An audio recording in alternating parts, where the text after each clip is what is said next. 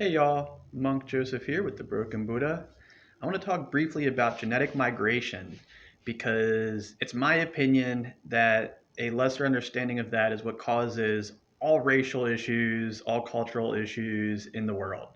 Let me explain. If you're imagining a picture of a world map in your head, okay, everybody on the planet is 95% or more Homo sapien. What that means is, from originating from Africa, people spread, right? They know that they went across the Bering Strait to hit North America and then walked right down to South America. Um, so no matter what you're looking at, what culture, what race, what country, you're looking at African Americans. And what you're seeing that people try to really latch onto is the remnants of the dying species that interbreeded with our ancestors. When you speak of Homo sapiens or African Americans, you're speaking of your ancestors, whether you like it or not. That's the reality of it. So, and like I said, what you're seeing that you try to identify with is like a small fragmentation of a species that our ancestors killed. I had to establish this whole our thing so you understand that we are an entity that all came out of Africa and has been modified slightly based on where our ancestors ended up and then where we've gone since then. And it's just the fact that most humans know this. If they would stop and think for 5 seconds, most of you know this, most of us know this, but instead of dealing with it or seeing it the way it is, we allow this like mob mentality to really consume us, that like, no, you gotta be this individual who's this or that or that or this. Like, no, like I'm not taking away your individuality. I very much appreciate the uniqueness of each genetic makeup and each individuality, but we are also a whole. We're not just individuals. We're also, as a mass, we are the African Americans. We are the Africans that came, or the Homo sapiens that came out of Africa. So, yeah. So, and this came up. This video came about because I was having a discussion with a friend of mine who's Hmong Chinese, and I'm like, you do know that you're still 90. What are they're like 90. I think they're closer to 97% Homo sapien. But the point is that, they're talking about this land that used to be ran by Denisovans and some Neanderthals and a bunch of other cultural mixes in there, because Asia actually, there's a lot of different bloodlines that came out of Asia other than the Denisovans. So it's like, of the Neanderthals in Europe that got bred with before kept going everywhere and interbreeding. But a lot of people don't know about the Denisovans. But the Denisovans are only one of like a half a dozen major Asian ancient cultures and peoples. So, but I was trying to explain to him, like, hey man, look, like, you're Neanderthal with a splash of Denisovan. You're a Homo sapien with a splash of Neanderthal and a splash of Denisovan, whether you like it or not. So is everybody else in the area. Because he was pushing a real hard separation between Hmong and Hmong Chinese. And I do understand that. I understand the identity and maintaining the culture and keeping it separate to understand it. But what I don't like is the hard locking into, when I see it in people's hearts, as like, no, I'm different than them. I'm different than them. I'm different than you. Like, no, you're still fighting for a validation of strength and intelligence through your identity of self and ego. So you're not different than me. But that's just how I see it, guys. This is just how I see genetic migration. Again, no matter who's watching this, our ancestors wiped out the Neanderthals. Again, no matter who's watching this, our ancestors wiped out the Denisovans.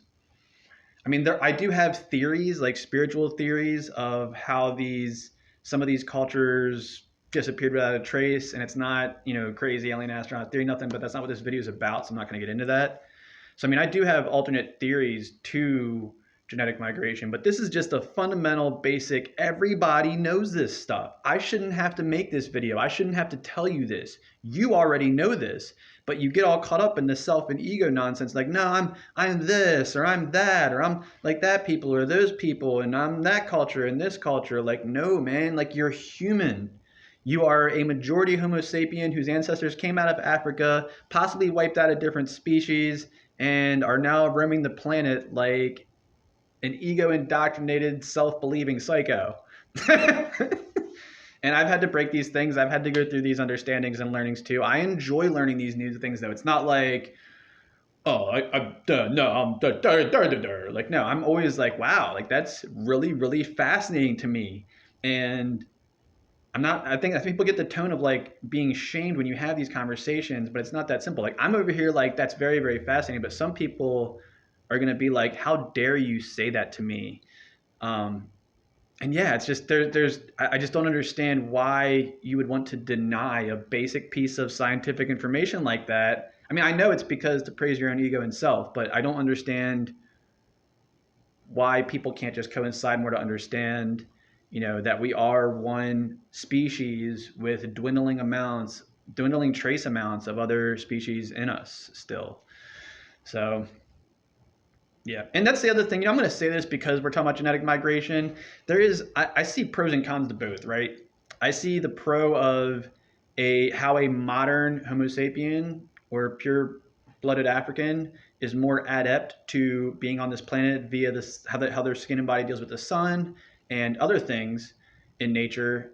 But it's also important to note because there's this perception that if you're African, which we all are, you're part of some ancient bloodline like that's old and goes way way back, but it's the newest bloodline, right? So this Neanderthal trace you're seeing on me, this is what an ancient bloodline looks like. And modern science is like, no, like you got to be brown and have long flowing hair. I'm just making that one up, but you get the idea where it's like there is this perception of what an ancient man looks like. Well, I am 2% of what the species before this main known species was. So my genetics are more ancient than any black person or African Americans or any of my ancestors that are from that region, including myself. You see what I'm saying? This is why it's so tricky because I'm white talking about something that's superior, but at the same time, I'm talking about the superiority of our Homo sapien race as a whole and all of our ancestors that came out of Africa. And it's almost like this, like, how dare you praise that 2% that we have completely genocided? You see what I'm saying? This is the complexity. That's the complexity of how the perception goes and how society and mob mentality has really got people like reverse woke into how to act and react in these things. So, and just so you guys know, like I'm from Baltimore, Maryland, here in America. My blood runs deep when it comes to African things, black things, African American things in this country. I grew up heavily in black culture.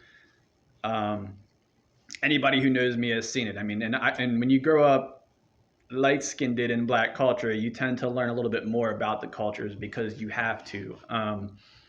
You're, constantly looked down upon as a lesser thing and told constantly that you're a lesser thing. So I guess 98% of what I have from our African ancestors could be lesser, but the 2% I don't see as making me lesser. I see benefits in genetic memory and other things in my studies and research, but I won't get into that. So there you have it. I just wanted to drop this on genetic migration because as much as I love my Hmong Chinese homies, I don't like the separation of I am different than you, that Chinese person is different than me, that Indian person is different than me.